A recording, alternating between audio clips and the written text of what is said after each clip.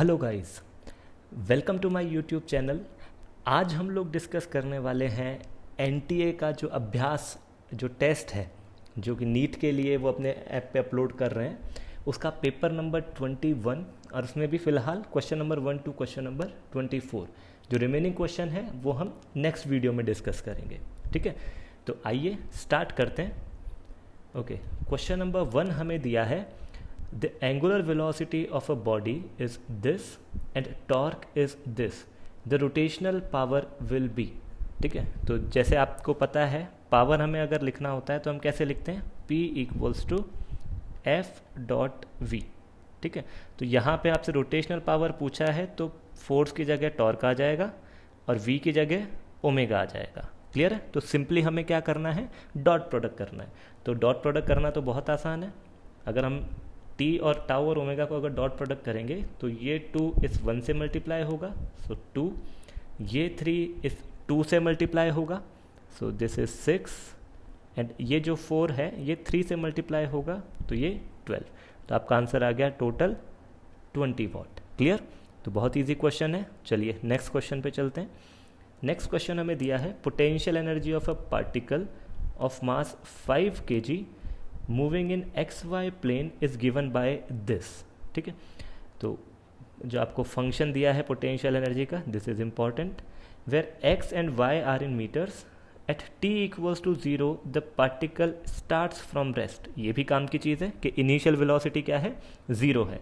तो आपसे पूछा गया है speed of the particle at t equals to 2 seconds. ठीक है, तो देखिए ये आपको पहले पता होना चाहिए कि जो फोर्स है ये क्या होता है, minus del u by del r होता है। क्लियर है, तो अगर आपको एफ एक्स कैलकुलेट करना है तो आप क्या करेंगे, minus del u by del x, और अगर आपको एफ वाई कैलकुलेट करना है तो आप करेंगे minus del u by del y. मतलब इस फंक्शन को एक बार एक्स के रिस्पेक्ट में डिफ्रेंशिएट करना है और एक बार वाई के रिस्पेक्ट में। ठीक है, तो अगर हम यहाँ पे देखें एफ एक्स, तो एफ एक्स हमारे पास हो जाएगा 7, क्योंकि माइनस साइन ऑलरेडी फॉर्मूला में होता है ना, और एफ वाई जो है वो कितना हो जाएगा, माइनस 24। क्लियर, और जो एक्सेलरेशन है, एक्सेलरेशन क्या होता है, एफ बाय एम, है ना।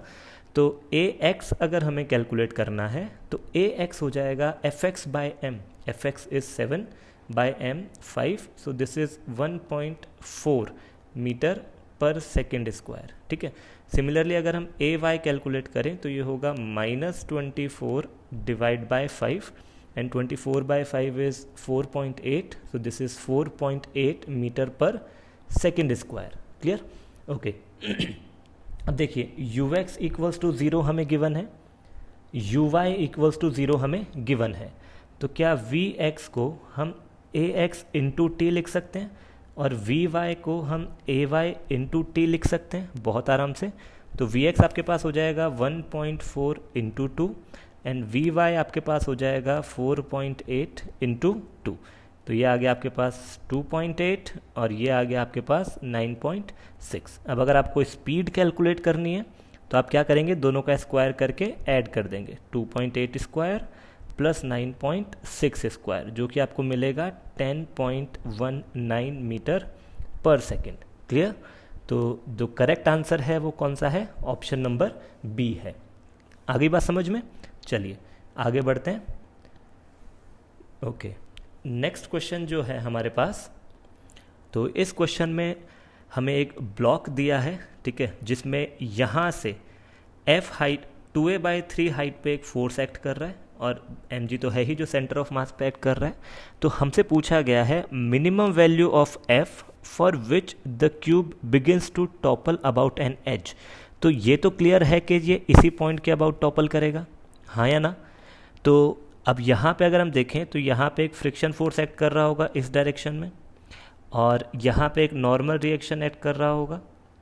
क्लियर है, ये आपको पता होना चाहिए कि टॉपलिंग के टाइम पे जो नॉर्मल रिएक्शन है वो क्या हो जाता है, शिफ्ट हो जाता है। क्लियर है, so if this is point A, तो पॉइंट ए के अबाउट टॉर्क जो है वो एन का भी 0 हो गया है और एफ का भी 0 हो गया। तो किस किस का टॉर्क बचा, capital F and M G. So अगर कैपिटल एफ का जो टॉर्क है ये एक्सीड कर जाएगा एम जी के टॉर्क को, तो ये क्या हो जाएगा, टॉपल कर जाएगा। क्लियर है?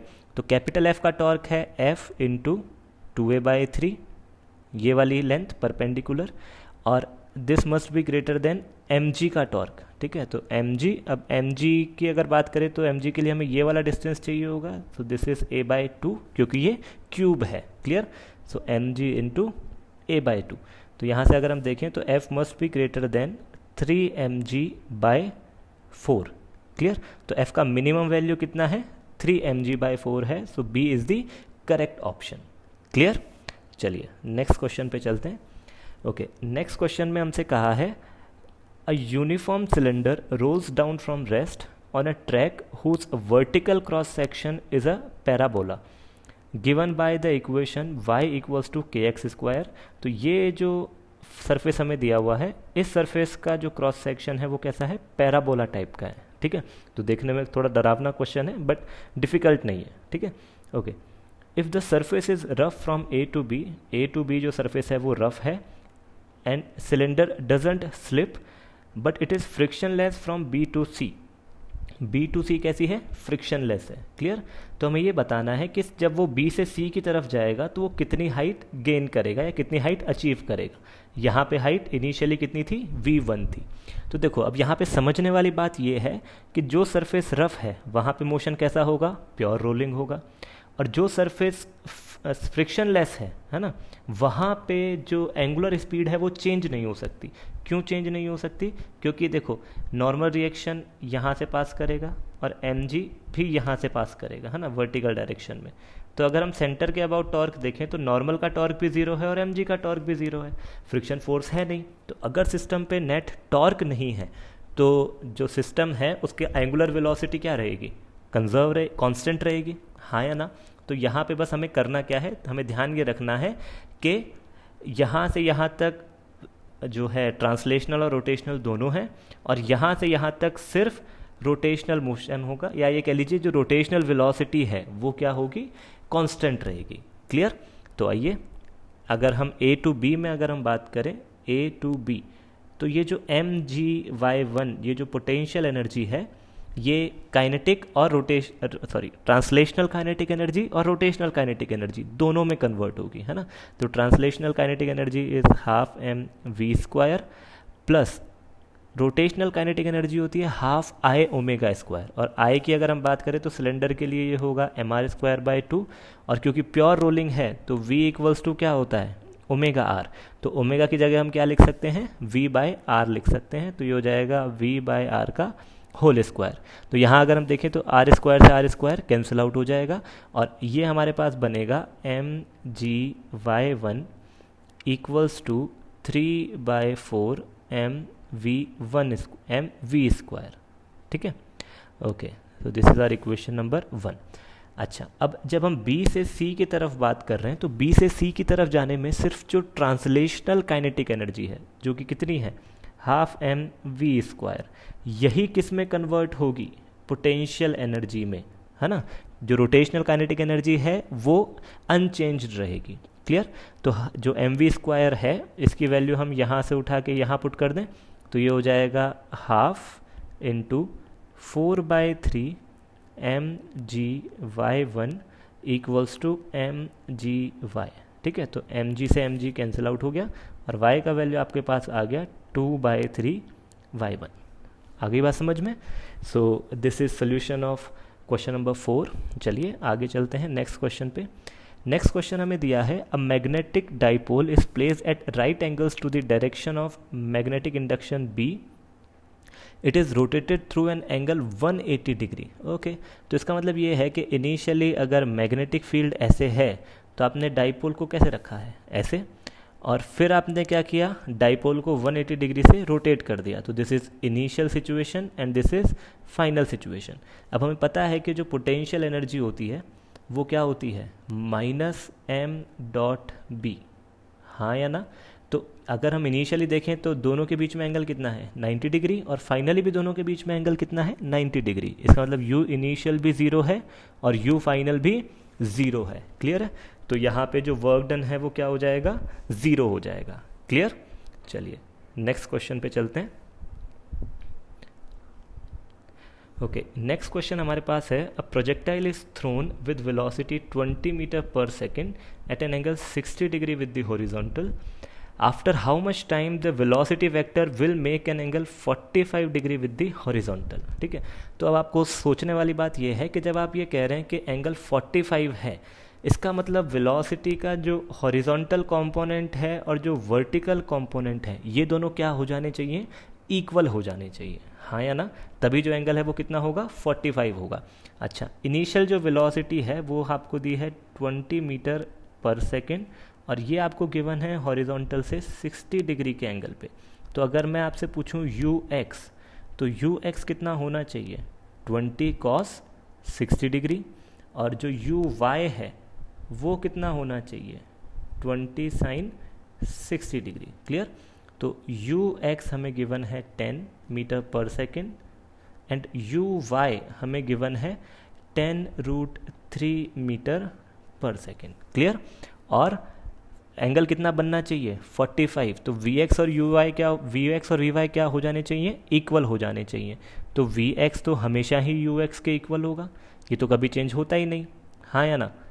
तो अगर हमें vy को हमें किसके इक्वल लाना है, vx के, है ना, तो vy जो है वो 10 हो जाना चाहिए। इनिशियली कितना था, 10√3 था, एक्सेलरेशन कितना है 10 डाउनवर्ड डायरेक्शन में इंटू टी, तो टी का वैल्यू हमारे पास आ गया √3 - 1 सेकेंड्स। ठीक है, इतने टाइम के अंदर जो एंगल है वो 60 डिग्री से चेंज होकर कितना हो जाएगा, 45 डिग्री हो जाएगा। तो correct answer is option number D. Clear, okay, next question पे चलते हैं। सो नेक्स्ट क्वेश्चन हमारे पास है, a sample contains large number of nuclei, the probability that a nucleus in sample will decay after 4 half lives is। तो अब यहाँ पे आपसे कहा है कि आफ्टर 4 हाफ लाइफ्स, है ना, तो इसका मतलब ये है कि उन 4 हाफ लाइफ्स में वो डिके हो जाना चाहिए। क्लियर है, तो 4 हाफ लाइफ में डिके हो जाने का मतलब है, अगर हम कह रहे हैं initially n0 number of nuclei थे, तो आफ्टर 4 हाफ लाइफ n0/2⁴ इतने एक्टिव रहे होंगे, हाँ या ना। ठीक है, तो ये कितना है, n0/16। इसका मतलब डिके कितने हो गए भाई, डिके हो गए, इनिशियली n0 थे, n0/16 बचे हैं। ठीक है, तो ये कितना हो गया, 15 n0/16। क्लियर, तो जो प्रोबेबिलिटी है वो हो जाएगी 15 n0/16 divide by n0। Clear, तो ये आपके पास आ गया 15/16। So this is the probability of decay after 4 half lives। Clear, okay, next question पे चलते हैं। नेक्स्ट क्वेश्चन हमें दिया है, photo electric emission is observe from a metallic surface for frequencies n1 and n2 of incident light rays. If the maximum values of kinetic energy of the photo electrons emitted in 2 cases are in ratio 1:k, then threshold frequency of the metallic surface is. तो काफ़ी easy question है। पहले case में हमें दिया है that HN1 -phi is let's say K1 and HN2 -phi is equals to let's say K2, है ना, यही हमारी इक्वेशन होती है फोटो इलेक्ट्रिक इफेक्ट में। अगर हम इन दोनों इक्वेशंस को डिवाइड कर दें तो K1/K2 ये हमें गिवन है 1/K।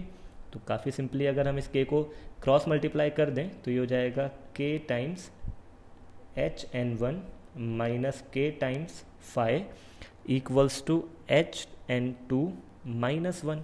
इसको अगर हम थोड़ा सा और सॉल्व कर लें, क्योंकि हमसे पूछा क्या गया है, थ्रेशोल्ड फ्रीक्वेंसी, तो थ्रेशोल्ड फ्रीक्वेंसी निकालने के लिए हमें क्या चाहिए, हमें phi चाहिए, है ना। तो यहाँ पे हम इसको लिख सकते हैं KN1 - N2 इंटू H, इसको हम उधर ले आए, है ना, लेफ्ट हैंड साइड में ले आए और इसे हम इधर ले जाते हैं। ठीक है, तो ये हो गया K -1 into phi। Clear, okay, तो यहाँ से अगर हम देखें तो जो phi है इसको क्या हम H टाइम्स न्यू नॉट, जहाँ पे न्यू नॉट जो है वो क्या है, थ्रेशोल्ड फ्रीक्वेंसी है, ऐसा लिख सकते हैं। तो यहाँ पे अगर हम इस phi को H न्यू नॉट लिख दें तो H से H कैंसिल आउट हो जाएगा और न्यू नॉट की वैल्यू आपके पास आ जाएगी K times N1, sorry K times N1 नहीं, ये हो जाएगा KN1 - N2 divide by k-1. So this will be the threshold frequency. So correct answer is option B. Clear? चलिए नेक्स्ट क्वेश्चन पे चलते हैं. In a compound microscope, the focal length of two lenses are 1.5 centimeter and 6.25 centimeter.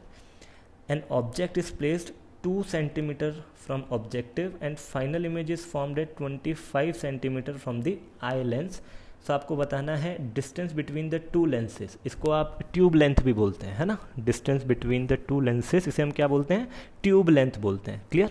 Okay. तो देखो पहले आप ये समझो कि सिचुएशन क्या है. ये ऑप्टिकल एक्सिस है, ये आपका ऑब्जेक्टिव है, ये आई पीस है. क्लियर? ओके. यहाँ पे कहीं ऑब्जेक्ट रखा है, दिस इज ऑब्जेक्ट. इसकी जो इमेज है वो कहीं यहाँ बन रही होगी, तो इसे हमने कह दिया VO. क्लियर? अब ये जो इमेज है ये इस आई पीस के लिए किसका काम करेगी? ऑब्जेक्ट का. तो ये जो डिस्टेंस है ये कितना है? UE. क्लियर? और जो फाइनल इमेज बन रही है वो आई पीस से कितना डिस्टेंस पे बन रही है? 25. इसका मतलब जो VE है ये हमें कितना दिया है? 25 सेंटीमीटर दिया है. तो अगर हमें दोनों लेंसेज के बीच में डिस्टेंस अगर कैलकुलेट करनी है तो पहले हमें VO फाइंड करना होगा और हमें UE फाइंड करना होगा. आ रही बात समझ में? तो अगर हमने VO और UE फाइंड कर लिया तो हमारा काम चल जाएगा. तो सबसे पहले अगर हम ऑब्जेक्टिव लेंस के लिए अगर बात करें, सो फॉर ऑब्जेक्टिव लेंस तो हम फॉर्मूला अप्लाई कर सकते हैं 1/V. ये फॉर्मूला आप सभी को पता होगा, 1/V minus 1/U equals to 1/F, lens formula. तो अगर हम ऑब्जेक्टिव के लिए बात करें तो V हमें फाइंड करना है ना. तो 1/VO माइनस U का वैल्यू हमें गिवन है ना, कि जो ऑब्जेक्टिव है उससे कितना डिस्टेंस पे हमने ऑब्जेक्ट को रखा है? 2 सेंटीमीटर. तो ये हो गया -2 इक्वल्स टू 1/F, और F हमें कितना दिया है? 1.5 सेंटीमीटर. ठीक है, तो ये हो गया 1.5. आ रही बात समझ में? सो यहाँ से अगर हम इसको सॉल्व करें तो आपको मिलेगा VO इक्वल्स टू 6. सॉल्व आप कर सकते हैं, बहुत कोई डिफ़िकल्ट कैलकुलेशन नहीं है ना. VO equals to 6. अब अगर हम आई पीस के लिए बात करें, सो फॉर आई पीस, ठीक है, तो आई पीस के लिए अगर हम देखें तो हमें क्या नोन है? हमें VE नोन है और हमें FE नोन है, और हमें फाइंड क्या करना है? UE. अब देखिए ये हमें मालूम है कि जो ऑब्जेक्ट है वो इधर की तरफ है, तो जो UE है वो नेगेटिव ही आने वाला है ना. तो मैं विद साइन यहाँ पे प्लेस कर रहा हूँ ताकि फाइनली हमारे पास UE कैसा आ जाए? पॉजिटिव, है ना. तो हम लिख सकते हैं 1/VE. अब VE की जगह हमें लिखना चाहिए -25, क्योंकि जो इमेज है वो इधर की तरफ बन रही है ना, इधर की तरफ. ओके, तो 1/-25 minus 1/-UE equals to 1/6.25. Clear? तो अगेन ये भी कोई डिफ़िकल्ट कैलकुलेशन नहीं है. आप इसको जब सॉल्व करेंगे तो UE की वैल्यू आपको मिलेगी 5 सेंटीमीटर. क्लियर है? तो जो लेंथ है या दोनों लेंसेज के बीच में जो डिस्टेंस है वो कितना है? VO प्लस UE है. तो ये हो जाएगा 6 + 5 विच इज़ 11 सेंटीमीटर. क्लियर? तो यहाँ पे कोई डायरेक्ट फार्मूला काम नहीं करेगा, है ना. आपको 2 बार लेंस फार्मूला लगा के फिर आंसर निकालना पड़ेगा. चलिए आगे चलते हैं. When a ray is refracted from one medium into another medium, the wavelength changes from 6000 angstrom to 4000 angstrom. ठीक है, ओके. तो आपसे पूछा है क्रिटिकल एंगल, ये पूछ रहा है फ्रॉम सेकेंड मीडियम. ओके, तो हमें ये नोन है कि μ2/μ1 ये होता है V1/V2, है ना. रिफ्रैक्टिव इंडेक्स वेलोसिटी के इन्वर्सली प्रोपोर्शनल होता है, और जो वेलोसिटी है वो लैम्डा के डायरेक्टली प्रोपोर्शनल होती है ना. तो λ1/λ2 इज 6000/4000. तो इसका मतलब ये है कि μ2/μ1 ये आ गया हमारे पास 3/2. तो यहाँ से हमें क्लियरली समझ में आ रहा है दैट μ2 इज़ ग्रेटर देन μ1, है ना. तो जो टोटल इंटरनल रिफ्लेक्शन जो होता है, या अगर हम क्रिटिकल एंगल की बात करें तो वो हम बोलेंगे कब? जब डेंसर मीडियम से रेयर मीडियम में जा रही हो, है ना. तो ये होगा μ2. लेट से ये हो गया आपका नॉर्मल, यहाँ पे ये लाइट रे आई और फिर ये ऐसे हो गई, है ना. ये एंगल हो गया 90 डिग्री और ये वाला एंगल हो जाएगा क्रिटिकल एंगल. तो हम क्या लिख सकते हैं यहाँ पे? हम लिख सकते हैं μ इंटू या μ2 into sine C equals to ये वाला मीडियम μ1 है into μ1 into sine 90 degree. Clear है? तो साइन C का वैल्यू आपके पास आ गया μ1 by μ2 which is equals to 2/3। ठीक है, तो जो करेक्ट ऑप्शन है वो कौन सा है? Option number B. ठीक है, चलिए नेक्स्ट क्वेश्चन पे चलते हैं। नेक्स्ट क्वेश्चन हमारे पास है a 100 volt AC source of frequency this is connected to a LCR circuit with L equals to 8.1 millihertz and C equals to 12.5 microfarad and R equals to 10 ohm, all connected in series. The potential difference across the resistance is okay. तो थोड़ा सा calculation है इस question के अंदर, लेकिन difficult नहीं है, है ना? ओके, तो देखिए सबसे पहली चीज़ जो ओमेगा है वो होता है 2πf, है ना? 2πf अगर हम यहाँ पे करें तो ये हो जाएगा 500 इंटू 2 इंटू पाई, तो ये हो गया हमारे पास 10⁻³ पाई। क्लियर? ओके, अब अगर हम XL कैलकुलेट करें तो XL कितना होगा? ओमेगा L, और ओमेगा है 10⁻³ इंटू पाई, और L हमें दिया है 8.1 इंटू 10⁻⁻3, क्योंकि हमें क्या दिया है? मिली हर्ट्स, है ना? तो ये कैंसिल आउट हो गया और ये आ गया 8.1 पाई। क्लियर? सिमिलरली अगर हम XC कैलकुलेट करें तो वो होगा 1/ωc, है ना? 1/ωc का मतलब हो गया ओमेगा इज 10⁻³ पाई और C है 12.5 इंटू 10⁻⁻6, है ना? तो देखिए अब यहाँ पे हम कैलकुलेशन को थोड़ा सा अगर ध्यान से देखें तो ये है 10⁻³ और ये है 10⁻⁻6, रिमेनिंग रहा 10⁻⁻3, जिसको ऊपर ले जाके हम लिख सकते हैं 1000 डिवाइड बाय 12.5 इंटू पाई। अगर इस पॉइंट को हम यहाँ से हटा दें तो एक 10 और आ जाएगा। 125 से 1000 8 टाइम्स कैंसिल आउट हो गया। अब देखिए इस कैलकुलेशन को थोड़ा सा इजी करने के लिए हम यहाँ पे क्या कर रहे हैं, हम ये मान ले रहे हैं π² इक्वल्स टू 10, है ना? तो अगर इस 10 की जगह हम π² लिख दें तो XC का वैल्यू कितना आ जाएगा? 8 पाई। हाँ या ना? अब वैसे देखा जाए तो π² की वैल्यू थोड़ी सी कम होती है ना? लेकिन यहाँ से हमें इतना समझ में आ रहा है कि जो XC और XL हैं ये दोनों ऑलमोस्ट क्या हैं? इक्वल हैं। XC और XL ऑलमोस्ट क्या है? इक्वल है ना? तो ये एक तरह से कौन सी कंडीशन है? रेजोनेंस वाली कंडीशन है, और हमें पता है रेजोनेंस वाली कंडीशन में सारा का सारा पोटेंशियल डिफरेंस, या ये कह लीजिए रेजिस्टेंस के अक्रॉस पोटेंशियल डिफरेंस वही होगा जो कि सोर्स का पोटेंशियल डिफरेंस है ना? तो यहाँ पे जो रेजिस्टेंस के अक्रॉस पोटेंशियल डिफरेंस है वो कितना होगा? 100 वोल्ट होगा। क्लियर है? सो correct answer is option A. Calculation थोड़ी ज़्यादा थी लेकिन उस कैलकुलेशन को आप सिंप्लीफाई कर सकते हैं, है ना? ओके, नेक्स्ट क्वेश्चन पे चलते हैं, क्वेश्चन नंबर 12। तो क्वेश्चन ये कह रहा है a rod of length L rotates with a small but angular velocity omega about its perpendicular bisector. Okay, आपके पास एक रॉड गिवन है जो कि अपने परपेंडिकुलर बाइसेक्टर के अबाउट ओमेगा एंगुलर वेलोसिटी से रोटेट कर रही है ना? Field B exist parallel to the axis of rotation, जो मैग्नेटिक फील्ड है वो इस डायरेक्शन में है। ठीक है, the potential difference between the two ends of the rod. Okay, तो अगर हम यहाँ पे बात करें, let's say this is O, this is A and this is B। Clear? तो VA माइनस VO ये होगा हाफ B ओमेगा। अब ये वाला जो डिस्टेंस है ये कितना होगा? L/2, सो L/2 का होल स्क्वायर। सिमिलरली अगर हम VB माइनस VO देखें तो वो भी क्या होगा? हाफ B ओमेगा L/2 का होल स्क्वायर। हाँ या ना? तो इसका मतलब B और A का पोटेंशियल क्या है? सेम है, तो VB इक्वल्स टू क्या हो गया? VA हो गया। तो इनके बीच में पोटेंशियल डिफरेंस क्या आने वाला है? 0, है ना? VB माइनस VA क्या होगा? 0 होगा। तो बहुत बहुत सिंपल है ना? बस ये ध्यान रखिएगा, ये जो फॉर्मूला आप यूज़ करते हैं half B omega L square, ये हमें एक्सिस और L डिस्टेंस पे जो पॉइंट है इनके बीच का पोटेंशियल डिफरेंस देता है ना? आप पॉइंट B और पॉइंट A के लिए ये फॉर्मूला डायरेक्टली अप्लाई नहीं कर सकते हैं। क्लियर? ओके, नेक्स्ट क्वेश्चन पे चलते हैं।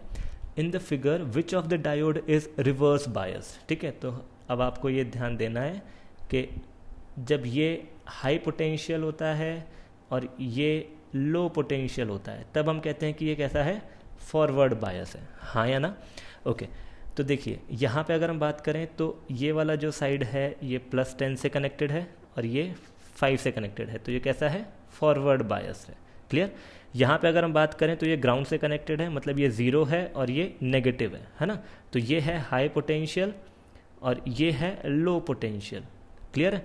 तो ये कैसा है, रिवर्स बायस्ड है। तो correct answer is option B, है ना। ऑप्शन बी के अंदर जो है ये कैसा है, रिवर्स्ड बायस है। चलिए आगे चलते हैं, काफ़ी इजी क्वेश्चन।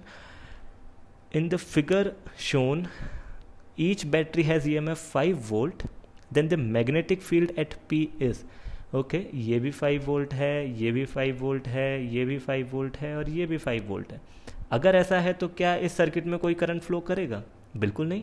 अगर आप इस लूप के अंदर देखेंगे तो नेट वोल्टेज 0 है और यहाँ पे भी नेट वोल्टेज क्या है, 0 है, हाँ या ना। तो जब कोई करंट ही नहीं है तो मैग्नेटिक फील्ड भी क्या होगा, 0 होगा। So correct answer is option A. Okay, next question पे चलते हैं। Two long parallel wires are 30 centimeter apart carrying current 10 ampere 15 ampere respectively in the same direction. Same direction है, इसका मतलब कैसा होंगे, ये अट्रैक्ट करेंगे, है ना। The force acting over a length of 5 meter of the wires is. तो अब यहाँ पे ध्यान आपको ये रखना है कि जो फोर्स पर यूनिट लेंथ है वो कितना होता है, μ0 upon 2 pi I1 I2 upon R। Clear. तो जो फोर्स है उसका value μ0 upon 2 pi, μ0 upon 2 pi कितना होता है, 2 into 10 to the power -7। Clear. I1 10 ampere, I2 15 ampere. Distance कितना दिया है, सेपरेशन 30 सेंटीमीटर्स, जिसको अगर हम मीटर्स में कन्वर्ट करें तो ये हो जाएगा 0.3 एंड इनटू L, है ना। और L कितना दिया है, 5 मीटर्स।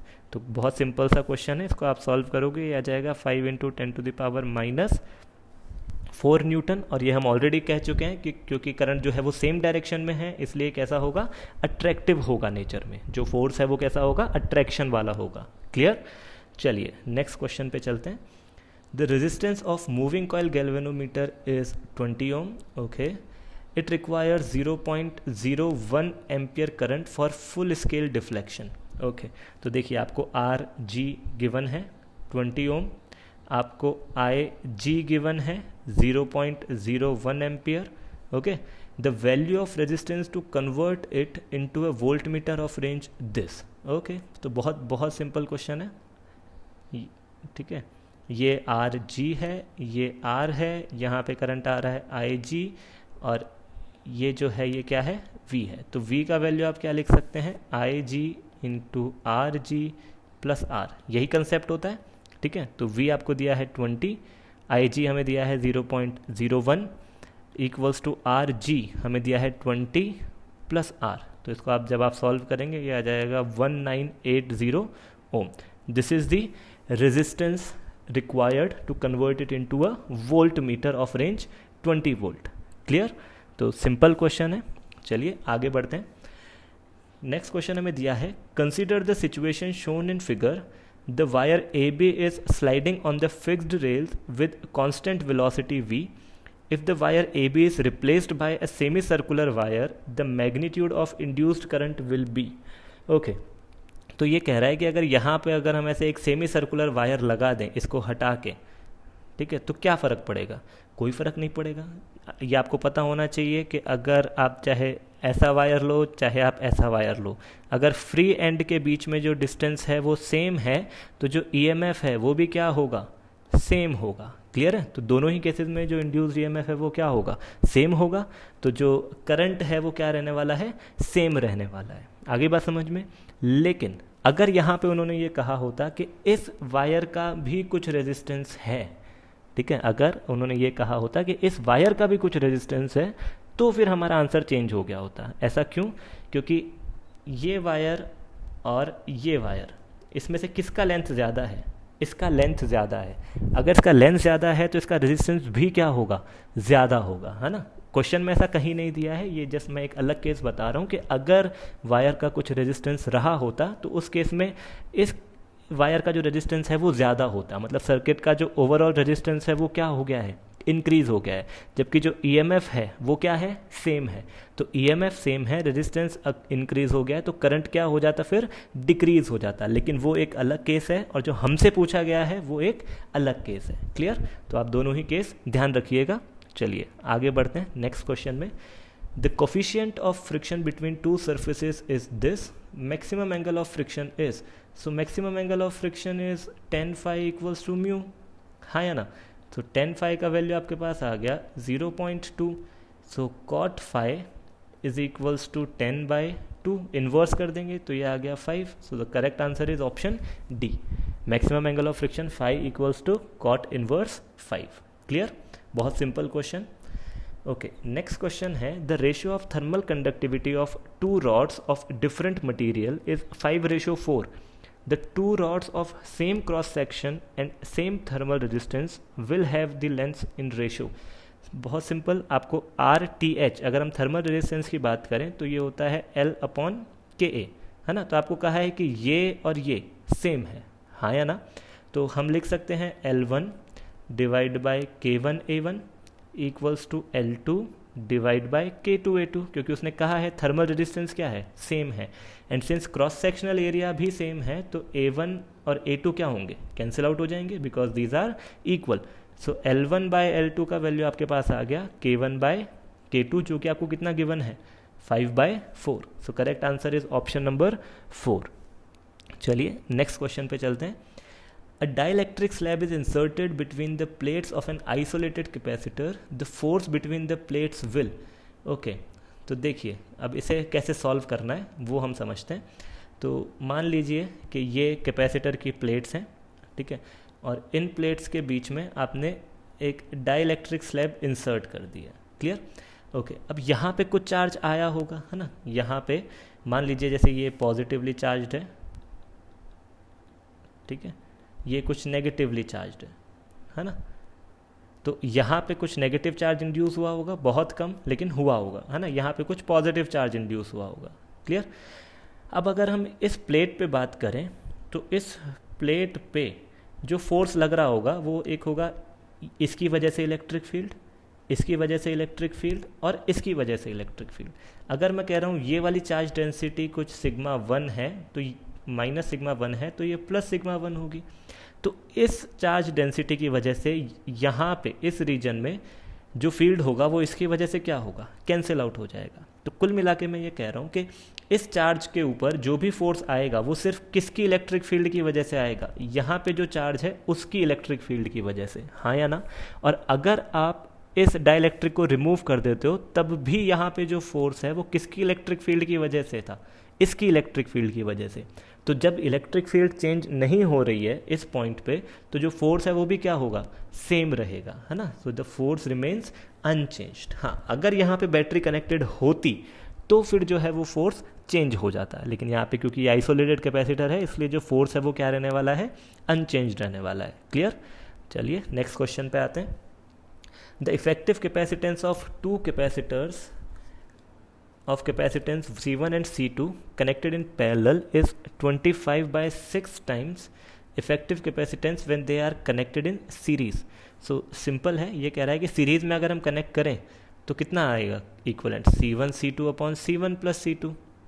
और इसका 25/6 टाइम्स कब है, जब हमने इनको कैसे कनेक्ट किया, पैरेलल में कनेक्ट किया. क्लियर. तो जब हमने इनको पैरेलल में कनेक्ट किया तो C1 प्लस C2, और जब सीरीज में कनेक्ट किया तो C1 C2 upon C1 plus C2. तो आपकी इक्वेशन आ गई. अब जस्ट आपको C1 और C2 का क्या निकालना है, रेशो. क्लियर. तो आप इसको सॉल्व कर लीजिए. 25 C1 C2 equals to 6 time C1 plus C2 का होल स्क्वायर. ये हो गया 25 C1 C2 equals to 6 C1 square plus 6 C2 square plus 12 C1 C2.